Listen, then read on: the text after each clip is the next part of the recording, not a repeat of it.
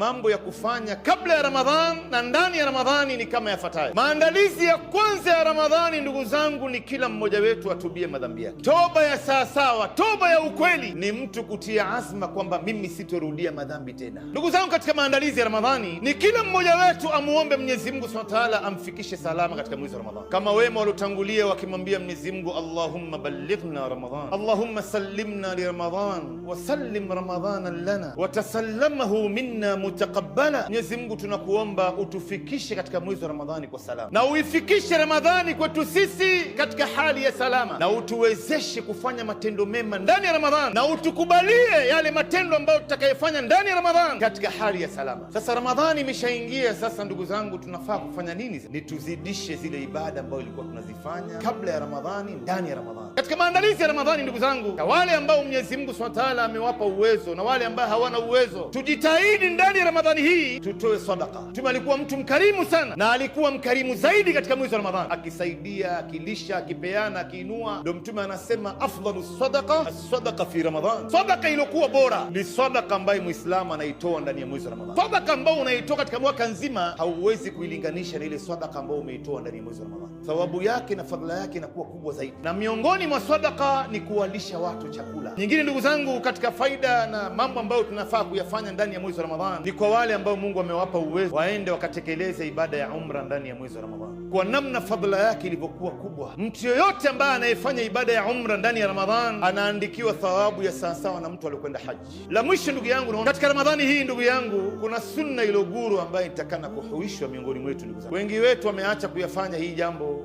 labda kwa sababu ya kutojua au kwa sababu ya kudharau au kwa sababu ya kufadhilisha mambo mengine kuliko haya. Naye ni sisi wengi wetu kuacha kukaa itikafu katika 10 ya mwisho ya Ramadhani. Na wallahi, lau kila mmoja wetu angelijua fadhila ya itikafu, hakuna hata mtu angethubutu kuiacha mwaka mmoja ikampita bila kukaa itikafu msikiti kwa muda wa siku 10. Ndugu zangu, we hautoki ndani ya hiyo nyumba ya Mungu. Kwa nini Ramadhani inapomalizika wewe usiwe miongoni mwa watu walioipata Lailatul Qadr? Nafasi yako ni kubwa wallahi. Usiku mmoja ukaipata kwa ibada ni bora kuliko mtu kufanya ibada miaka 83 na miezi minne. Hizi nafasi zinatokea na wakati mwingine isiweze kurudi katika maisha yako.